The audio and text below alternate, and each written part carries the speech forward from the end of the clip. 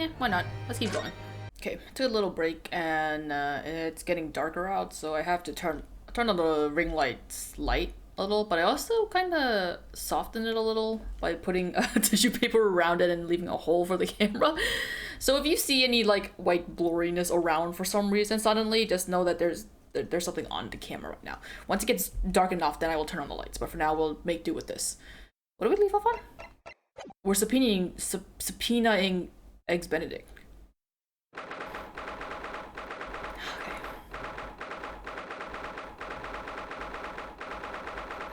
We have an hour to kill. Oh god, you're here. Gina, how are you holding up? This stupid bitch still won't fucking tell us anything. Why won't she tell us what the fuck happened? Apparently my brother's also very distraught about it too. I'm starting to feel quite warmly towards her frequent cold shoulders now. Are you? I'm not. I think she's fucking annoying, the fact that she won't tell you anything. Jeannie! Are you alright? Why aren't you saying anything? What's the point, eh?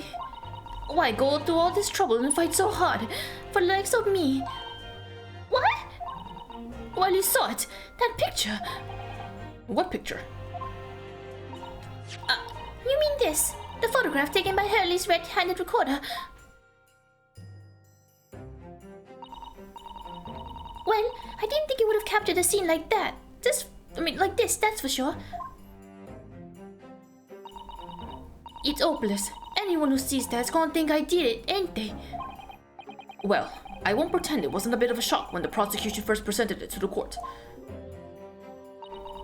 Surely you've got to have your doubts about me now. You can't still think I'm innocent.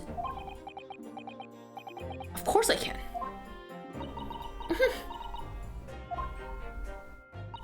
Ginny, why don't you talk to us? Tell us what really happened that night. Ryuno cleverly managed to piece together a lot of new information, but still, we'd really like to hear it from you. That's what I'd be trying to say from the fucking get-go, you stupid bitch.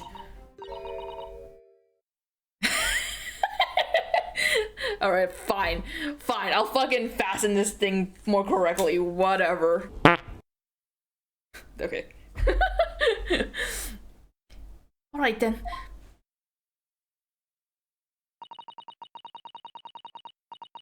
It was after we had that dinner together at your place, right, Iris?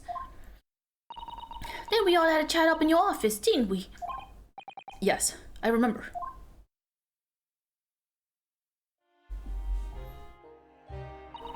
After that, I just couldn't get to sleep. So I slipped out and went down the street to 2-1 to Windybank's place. I had to know if Iris' story was there or not. The Hound of the Baskervilles.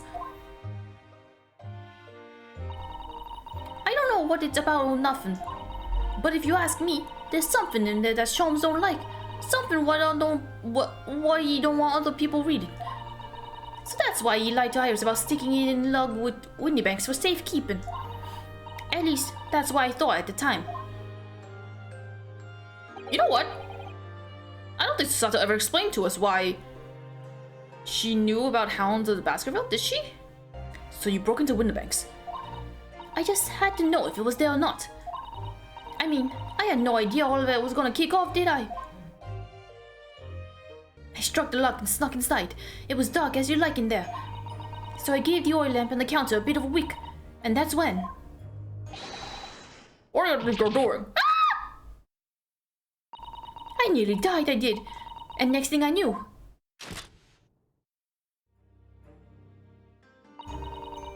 I grabbed the gun off the counter and was waving in the air like... I don't know what.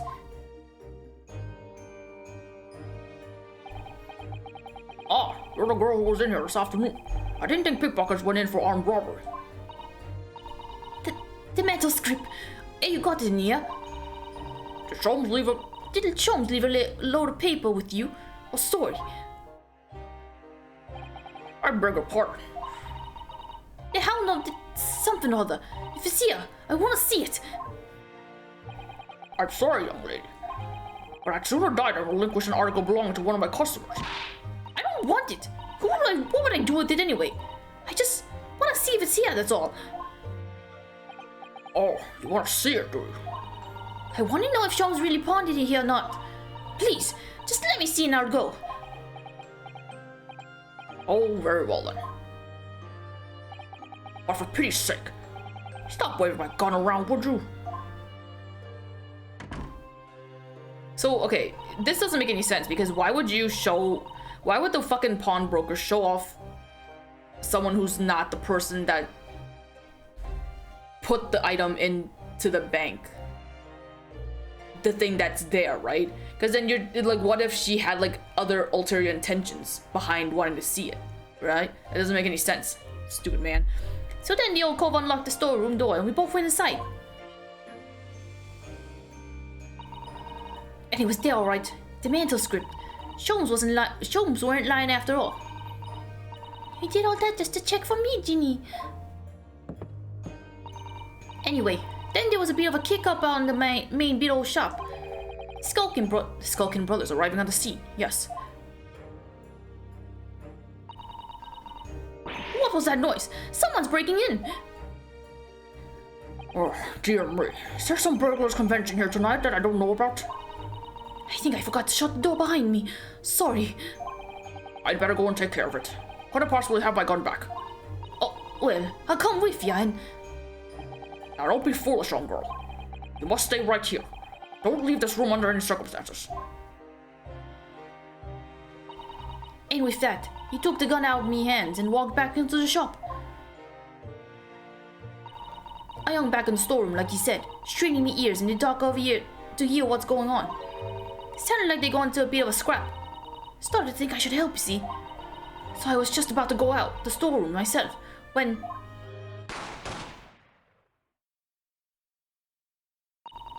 I heard a couple of shots go off. 2, I think. Almost at the same time. And then there was, right at my feet, lying face down on the floor. I was right next to the storeroom door, so I slammed it shut and locked it as quick as you like. Because you thought whoever shot Mr. Winterbank might come for you. Yes, so I went to grab the old cove's gun. I figured I'd put up a fight at least. But when I got a better look at him, I knew.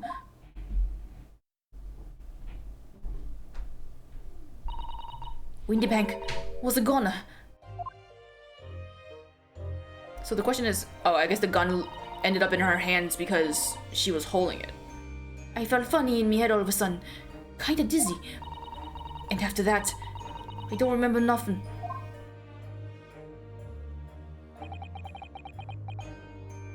That must have been when you passed out, Gina. If I hadn't done what I done, the old cove might still be alive. Did you tell the police everything you just told us? Of course I did, but they didn't believe a word of it, did they? All they said was, if I kept telling lies, it'd make things even worse for me.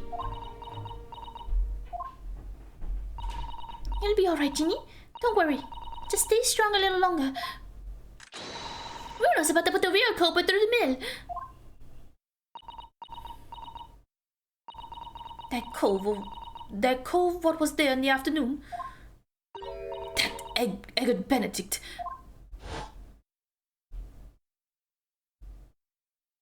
Oh, there's like a line of definition going across his chin here. I don't know if it can show up in the recording, but there's like little bits of black that's like moving as he's zooming out. I thought that was him sweating for a second. I was like, why is he sweating? Turns out it's just like a graphical thing. It's like, what? I still remember how he looked at me like I was nothing. Oh God, don't look at me. He was there that night. We don't know his real name yet, but I'm convinced that he's involved somehow. Anyway, thank you for telling us what happened, Gina. I appreciate your honesty. What? You can leave it all to Runo's capable hands now, Ginny.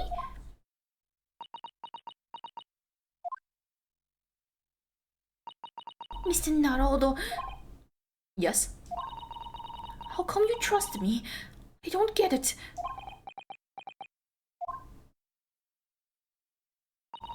I mean, have you forgotten what happened here before? Come on, it was only 2 months ago. Me and me killed it. We told you a whole pack of lies. And you got the buck drug her off with him, even though he was a killer. No, I could never forget that. Oh, I did what I thought was best at the time, but the pain of that error of judgment doesn't get any easier to bear. Still, don't forget that I also made you a promise. I told you that I'd be on your side to the bitter end, no matter what. But what if I'm lying? You could be working to get another killer off a hook for all you know. I was once in your position, Gina. I was the accused in a trial. You were?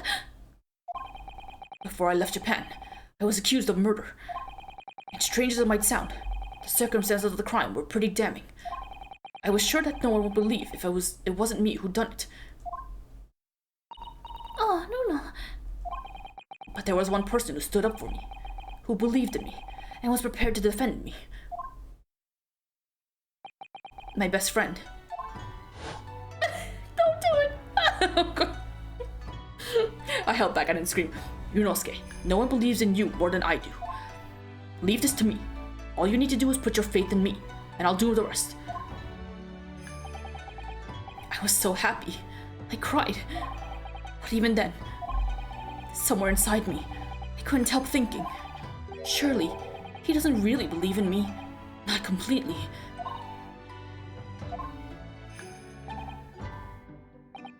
I was like waiting, I was like, look at us. God damn it. Just, you ever looked at a man so much? You ever looked at a man and wanted to cry immediately? I forgot how the meme went. Have you ever looked at a man so beautiful that you started crying? I think that's how you say it. But I was wrong. Oh, how nostalgic. As soon as my trial began, it was obvious that he had an absolute, unwavering belief in me.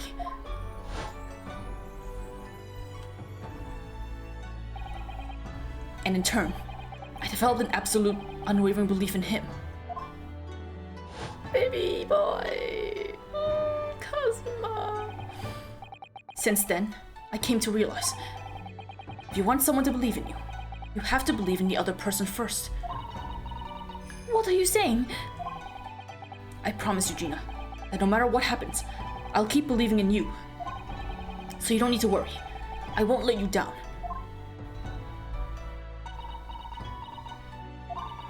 Even though I'm a diver and a no-good liar.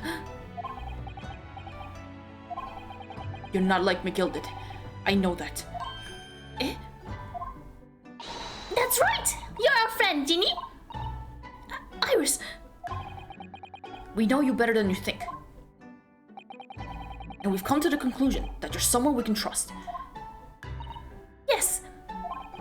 That's really all we need to know. Exactly! Mr. Naruhodo, I...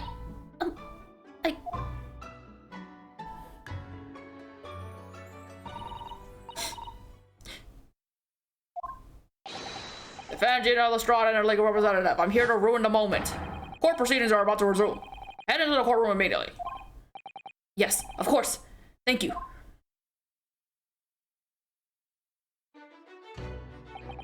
I've been both a defendant and a defending lawyer in my lifetime. So I knew only too well just how hard it was to put all your faith in another. And I also knew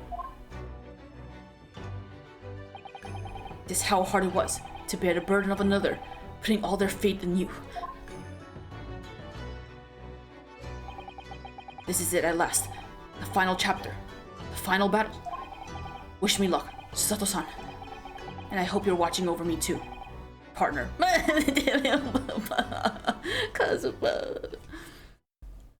For a final case, it's kind of lackluster, but I get the feeling there's actually more than we're not being shown right now.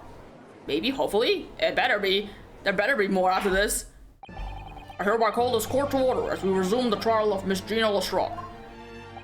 Lord Van Zeeks, have you successfully subpoenaed the witness? The subpoena was delivered to the communication station where the man works immediately, my lord. However, the heavy rain has delayed the arrival of his carriage, it would seem.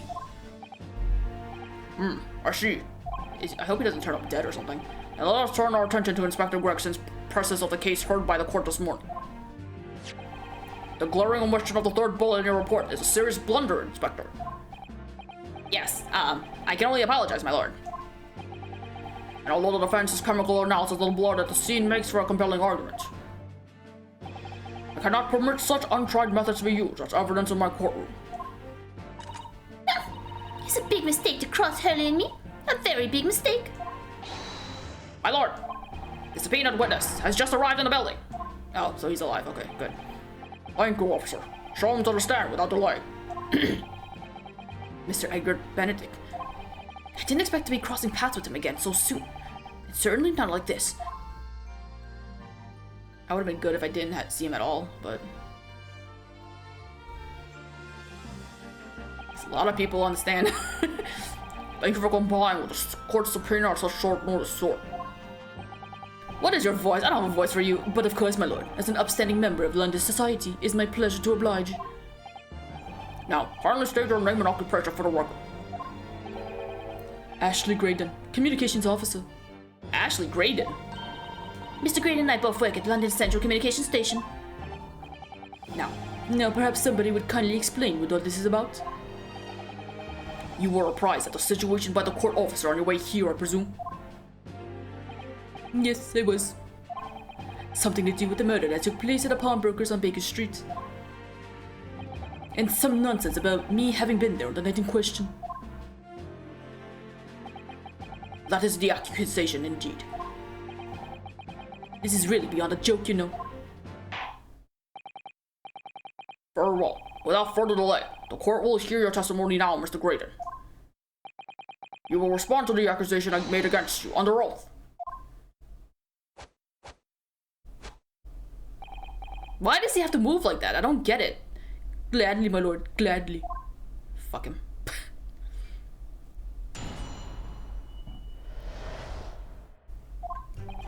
Naturally, I have occasion to make use of pawnbroking services from time to time. But are you seriously suggesting I colluded with these thugs to break into a place on the night of a murder? I have no intention of admitting to such an outrageous accusation, even if certain parties here present claim that my blood was found at the scene. Some Scaramouche detectives' homebrewed tinctures can hardly be taken as serious evidence. Oh dear. I mean, he's not wrong, but also, shut up. So, you deny the accusation completely, do you? I must say, I am dismayed. For the highest court in the land to be swayed by this self-professed detective's toy.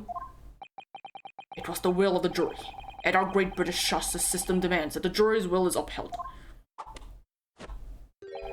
Then it would seem we have the misfortune of a most inept assembly of jurors today.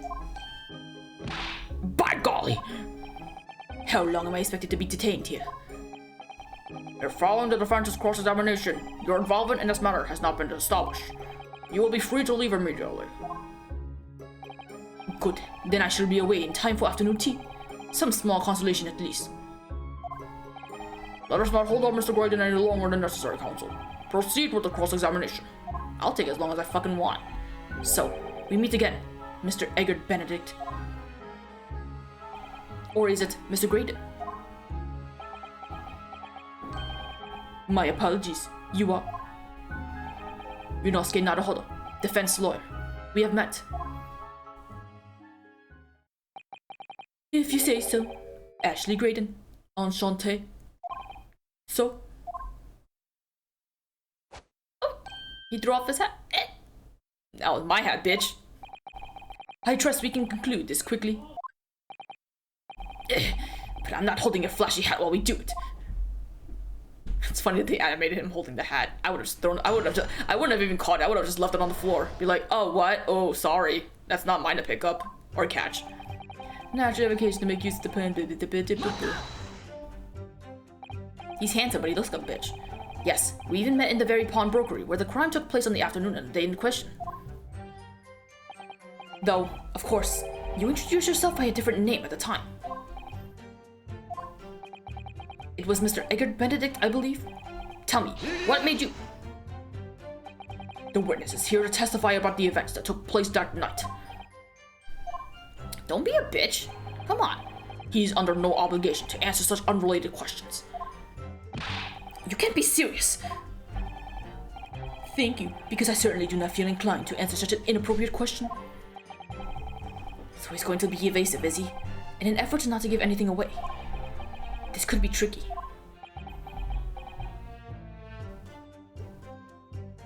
These two. Just looking up. Oops. Oh, okay. I'm okay. But are you seriously suggesting that I colluded with these thugs to break into the place on the night of the... Have you seen these two men before? This pair? Whoop! Just look away. No, I don't associate with criminals. Said by a man who introduced himself as Egbert Benedict. I'd like to know who I have to thank for this. Who made this outlandish accusation against me? The young lawyer there in the black. He's also wearing black too. It's not like he's not wearing black, unless it's supposed to be blue. Dark navy. I mean, I guess Ryunosuke is more black than he is, but like that's besides the point, right? This is a farce. Two's idea was it to permit an outsider to work in a British court anyway. Ah, yes, that's right, I am a racist. Well, needless to say, I have no intention of admitting such an outrageous decision. Where were you at around 1 in the morning on the night in question, sir? You know, probably in bed, like most people are. That is past the hour at which I would normally retire. Certainly. I was not in the company of these rapscallions. You're able to prove that?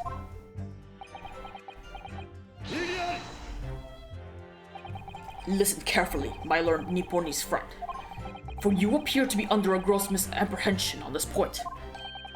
What do you mean? The witness maintains he was not at the scene of the crime. He has no obligation to prove his absence. If your accusation is what the witness is that the witness was present at the scene, the obligation lies with you to prove your assertion. I mean, he's not wrong. You will fulfill that obligation before putting any more unreasonable questions to the witness. I can't with this guy. Imagine talking to people who fucking act like that before they say anything. God damn. Silent victory wiggle. Thanks. Oh, fucking hell. Why is he like this? I don't get it. Even if certain parties are here, blood was found at the scene of the crime. There's no question of that. Mr. Sholmes' chemical analysis has positively identified the substance as such. So this man's been shot somewhere? Can we just tell him to like strip for a second and let us see? Yeah, he must have been shot. But I am not the only human to have blood running through my veins, am I? How can you be so sure that the blood is mine? It could equally be the blood of one of these two miscreants. Every individual's blood has a slightly different composition, it seems. Mr. Sholmes' chemical is able to differentiate different blood samples by spare me the science lessons. Who is this Sholmes character anyway? Oh, I assumed all Londoners would know the name. He's a renowned detective. So, even you are unable to bring yourself to say great detective. Listen, he's kind of like, a great detective, you say? What? Oh shit, I forgot his voice. Just now in the realm of fairy tales, aren't we? Oh, yo, he badmouthed Sholmes, he get mad. What do you do here? Do you have something to say about that, Mr. Skulkin? I knew it. The minute he said Mr. Skulkin, I was like, he's gonna think that the little one's gonna think it's what? Me? No, Mr. Skulkin next to you? Right, I've had enough to hear with this. How many times have I gotta tell you? He's not even next to him. Yes, I know, you're not big bruv sulky. Mr. Nash Skulkin. Hey, God blind governor. You what? What? Is it not the case that when Mr. Graydon just spoke, a thought went through your mind? Would you care to share that thought with the court? Hey, what? Me thoughts? I don't have none of them. It must have been him. What? Mr. Nash Skulkin, answer the question, please. What went through your mind when Mr. Graydon just spoke? Nothing. Honest God, nothing. I was just thinking, if he waves his arm around like that much more, I'll open up the wounds again, so...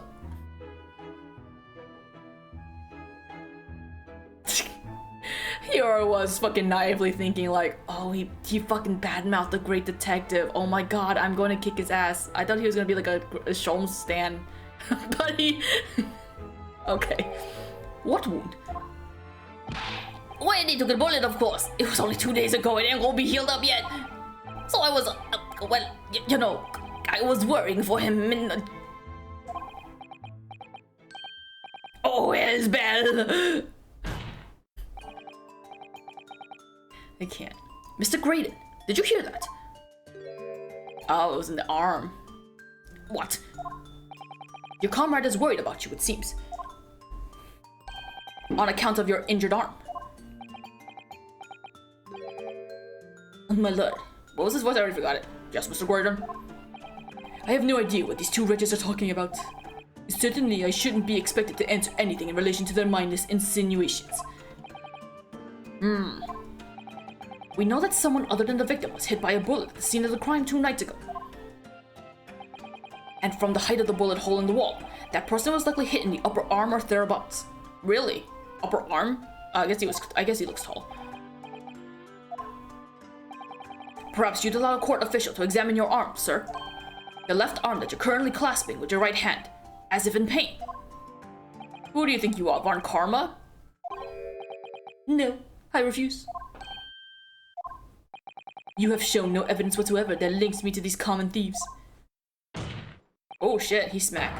Accordingly, I am not obliged to permit such an invasive invasion of my privacy. As I've already said, I'm completely uninvolved in this. What? That wasn't in the game, right? It's a fucking car honking. I thought there was gonna be a car coming to pick him up. Cars don't exist in the game. I've never had anything to do with the pawnbrokery where this fellow was killed whatsoever. I take offense at the insinuation that I was in any way involved. You claim to have had nothing whatsoever to do with Mr. Winterbank's pawnbrokery. My lord, the defense would like that last statement to be added to Mr. Graydon's formal testimony. Very well, counsel. Continue with your testimony, Mr. Graydon. You want to act up? Fucking shut up. The bottom line is, I've never had anything to do with the pawnbroking establishment where the man was killed.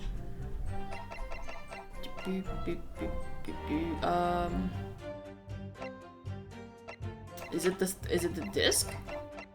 Or is it the picture? The picture. Don't we have a picture of... Oh, do we not have that in the evidence? I guess we don't have that in evidence. The picture of him showing up at the,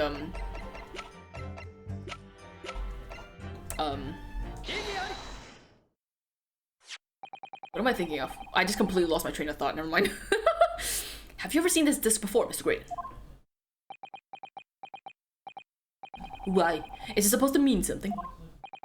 This disc was, until the day of the murder, in pawn at Mr. Winterback's shop.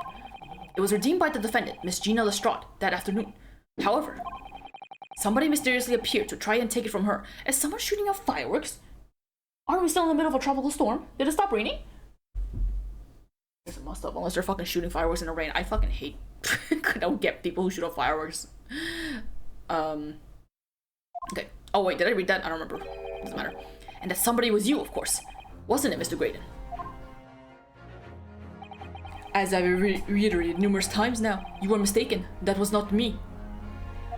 There's a man next to you that can prove otherwise? What? I've never seen that disc before in my life. It may have escaped your notice, but there is a small smear of blood on the disc.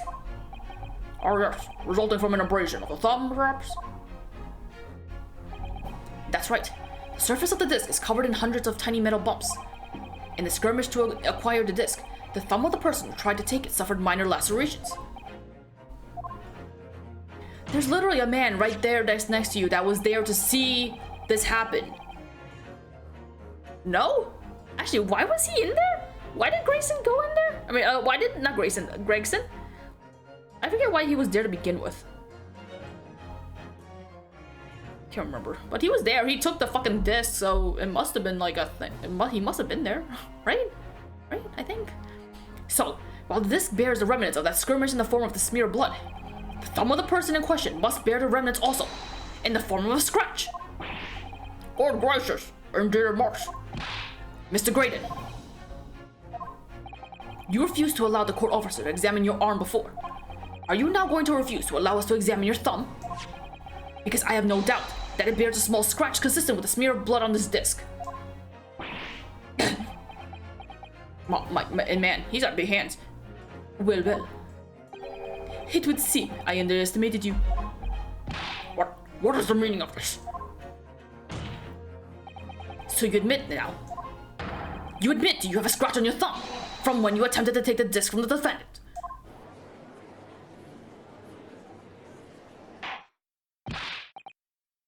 Order. Well, Mr. Graydon. It would appear there has been something of a misunderstanding here. I did not attempt to take the disc as you put it. No, quite the reverse. What are you trying to say? It's really quite simple, you see. The disc was mine from the outset. Is there some crime in taking an item that you own out of pawn? What? It would seem, Mr. Graydon, that in this piece of evidence, my learned friend has established a link between yourself and the incident. Accordingly, you will tell the court everything you know about this disc now. As you wish. Though I'm quite sure it has nothing whatsoever to do with the pawnbroker's murder.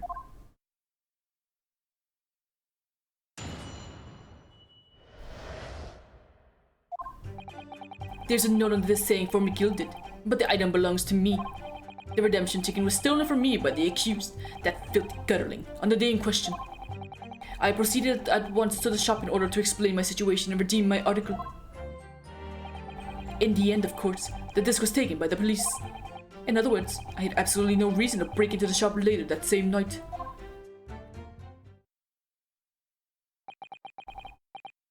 Did I hear you correctly, sir? McGilded, you say, the famous London philanthropist, who perished in this very courtroom 2 months ago after being acquitted of a distinctly messy murder. Yes, my lord, the one and the same. Good lord, Mr. Graydon, are you saying that Mr. McGilded and yourself are acquainted? Yes, that's correct.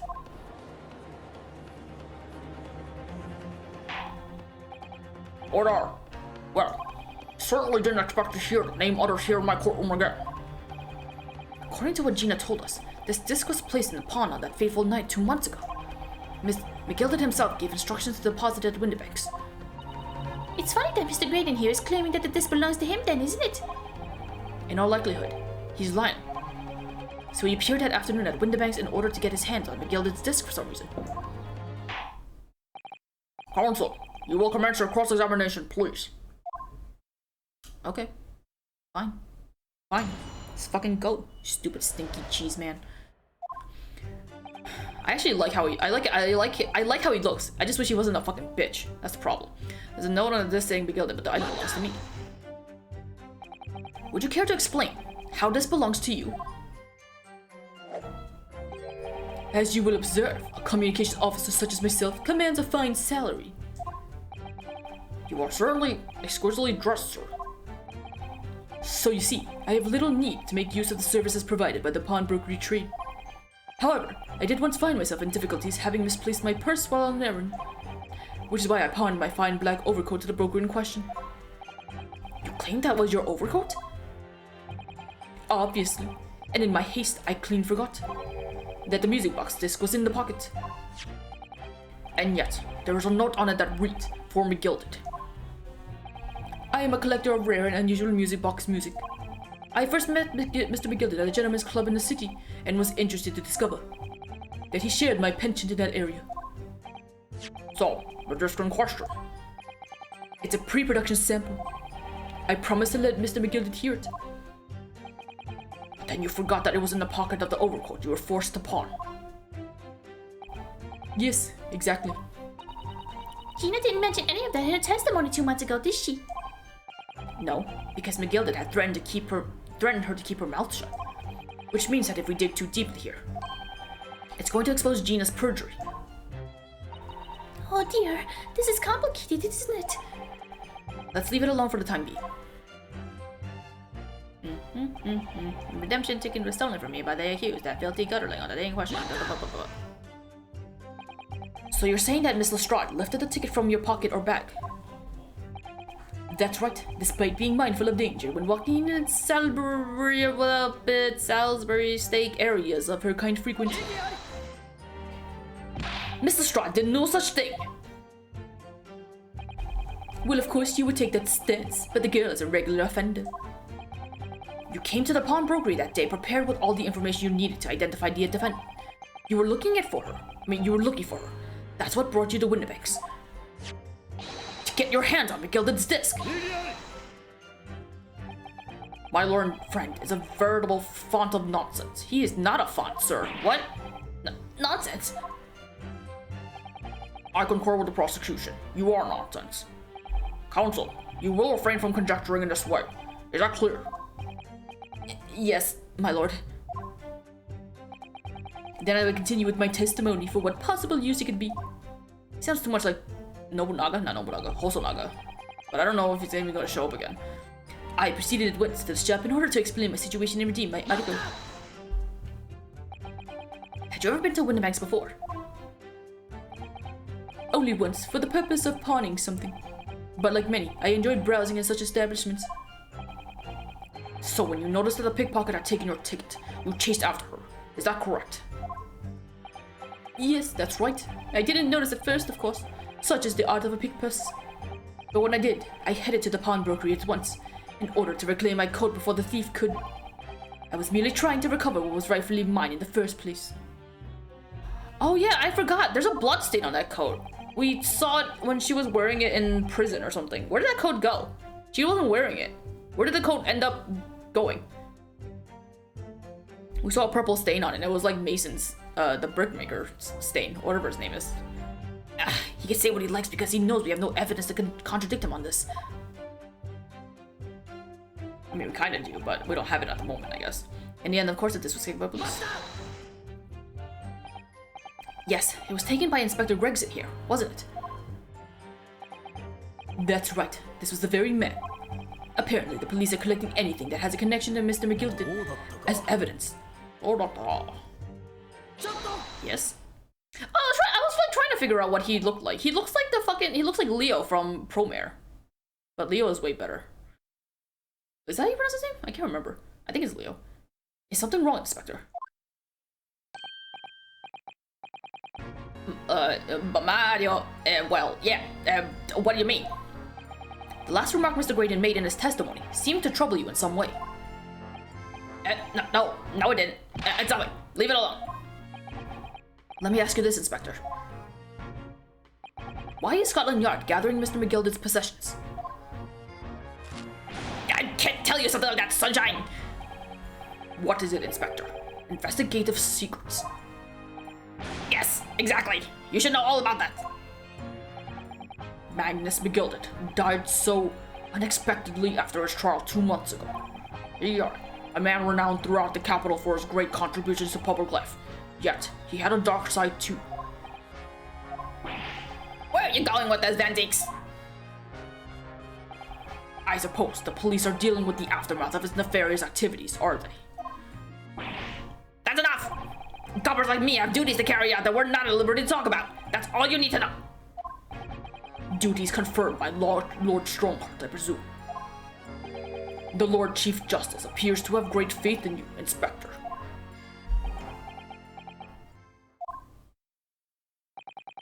The bottom line is, if you want to get more out of me, you're gonna need Lord Strongheart's paw prints first.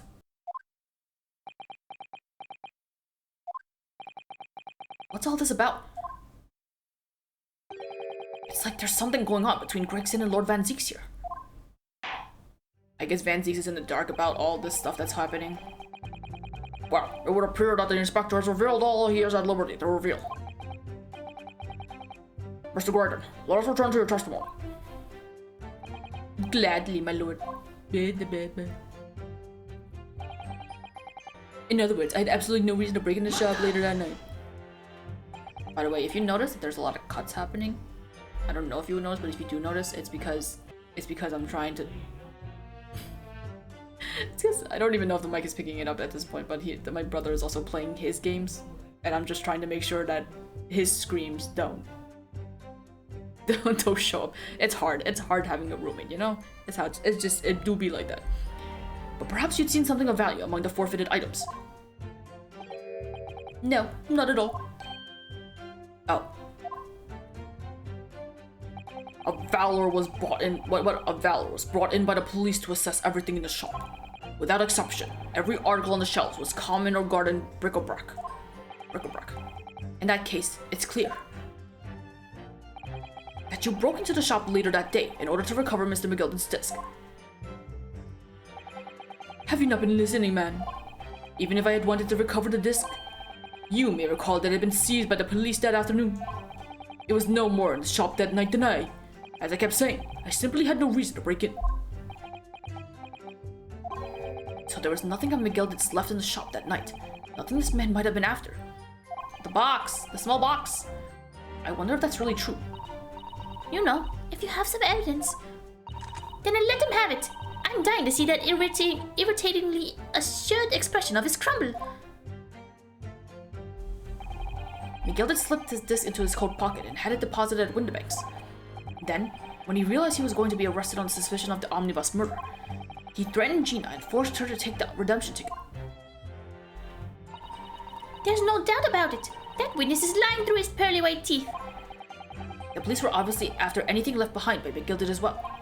That's why Inspector Gregson ended up taking the disc into custody that day. But Greg seemed being very strange about all this. There must be a reason for that, I'm sure. I just don't know what it is. I'm sure we'll find out. For now, I need to focus on exposing the fact that Mr. Grayton is lying in his testimony. Okay. No. So am I presenting the... Which one is it? A redemption ticket issued from the owned by the victim. I forget where this was found. Was this found on his desk? On the counter, I mean? Okay. This disc was deposited at Windibank's on Magnus McGilden's instructions. You knew that, and you went there with the intention of obtaining it for yourself. Conjecture again. And in any case, the disc was taken into custody by the police that afternoon. The witness had no reason to visit the pawnbrokery again that night. Sorry, my learned friend. He called him learned friend. Ooh, how the tables turn. But that's not true. What? Mr. McGilden had another article in pawn at Windibank's, as this second pawnbroker's ticket proves. There were two articles belonging to McGilden in Windibank's pawnbrokery, and the reason you broke into the shop that night was to recover the second one. Together with your two accomplices, the Skulkin brothers. This is the second ticket, is it?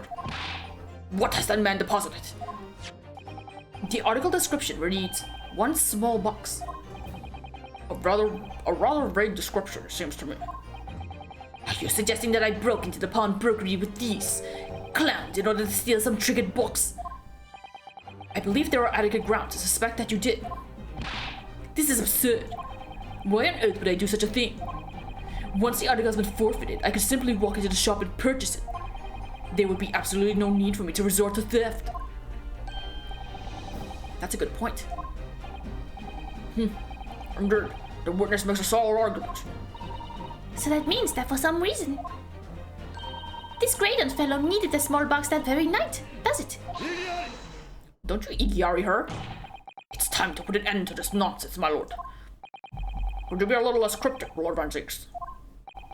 I do hate to ruin my learned friend's argument, but the truth is quite incontrovertible.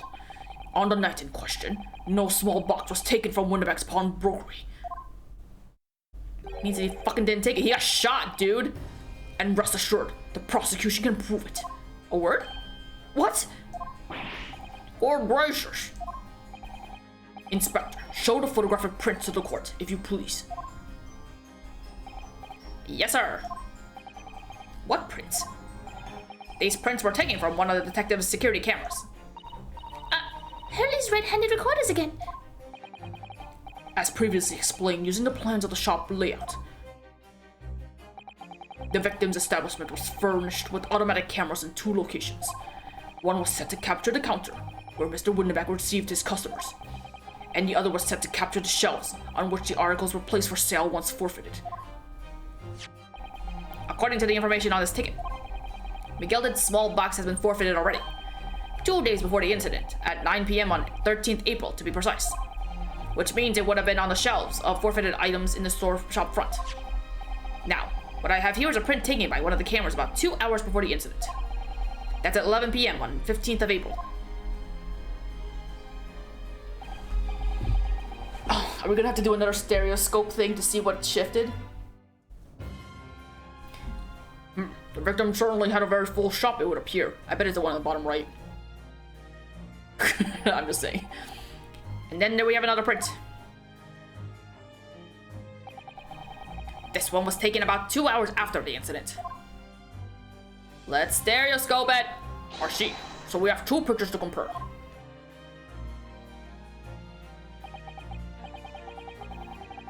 Hey, wait a minute!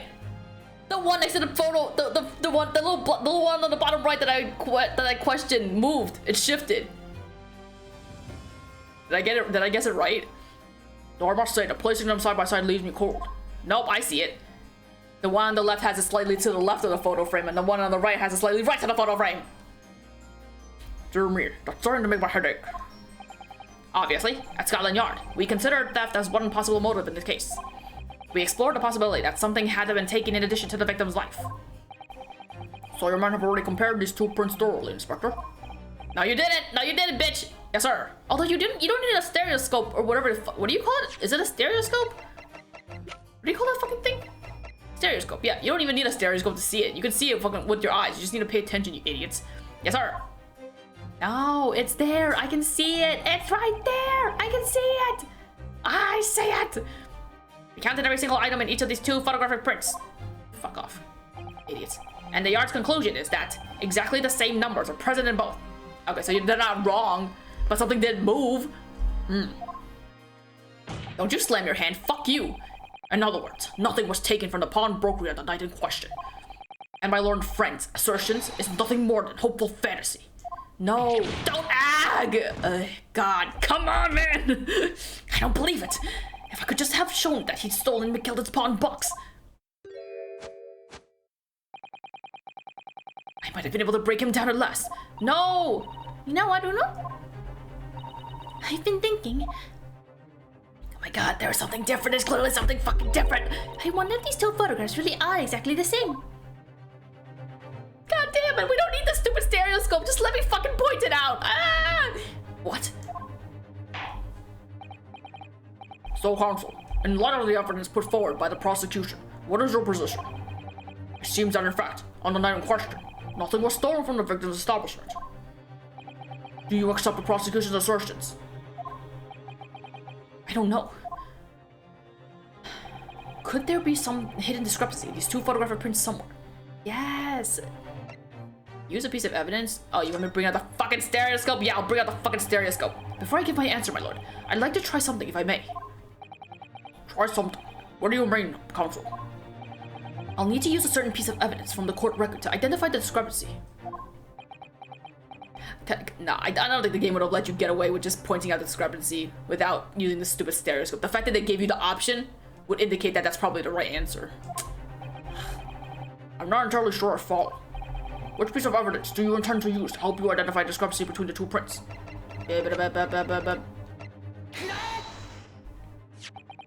like to use this device, my lord, to view the 2 prints stereoscopically. Oh! Yes, you caught the bug at last! You can't resist, can you? You've got the cross-eye compulsion! Juror number 3, what a surprise. Come on, Runo. Let's put the pictures in place and see what this wonderful contraption shows us. There we go. Now, look through the eyepiece. It had to highlight it for us. I knew it! Come on, man. I wasn't sure at first, but there's a clear discrepancy between these 2 prints. What? I actually wonder if you would have been able to... You must identify the location in question for the court counsel. Indicate the precise location of the discrepancy on which you speak. I wonder if you would have been able to without showing the evidence. That would be actually interesting if they did. If they gave you multiple options to choose from. Granted, these two prints are almost identical. However, there is one minor discrepancy between them. What? When you view the two pictures stereoscopically.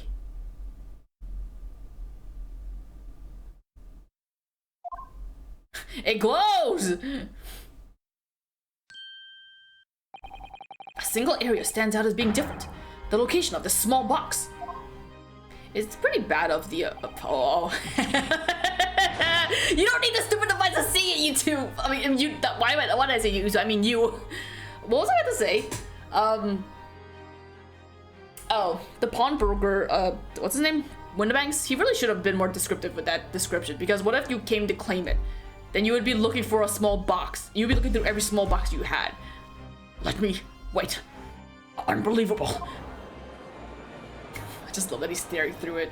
I really wish they would have made him cross-eyed. That would have been so fucking funny. God damn it. It would have missed opportunity. By Jove, you're right. How extraordinary. What this tells us is very simple. Mr. McGilder's small box was indeed not stolen from Windibanks on the night in question.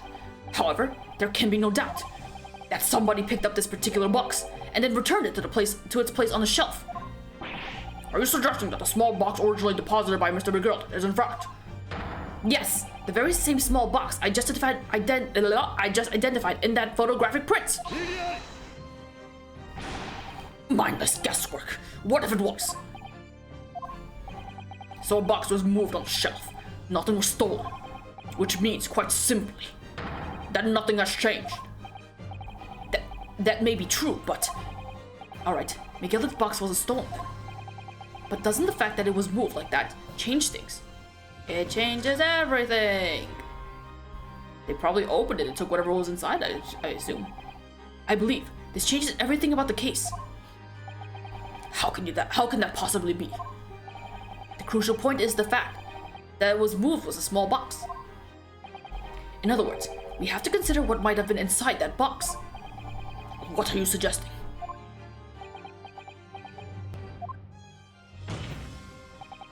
I'm suggesting that we need to examine that box as soon as possible. A vital piece of evidence is sitting on the shelves at Windibanks as we speak. That won't be necessary. Some little box belonging to a man who died 2 months ago can possibly be relevant to this case. Trial, even, whatever. The court does not hold your objection, Lord Van Cheeks. AF, arrange for an officer to go to Baker Street at once. I also want to see what's inside the box. Obtain the small box in question and bring it back here for further examination.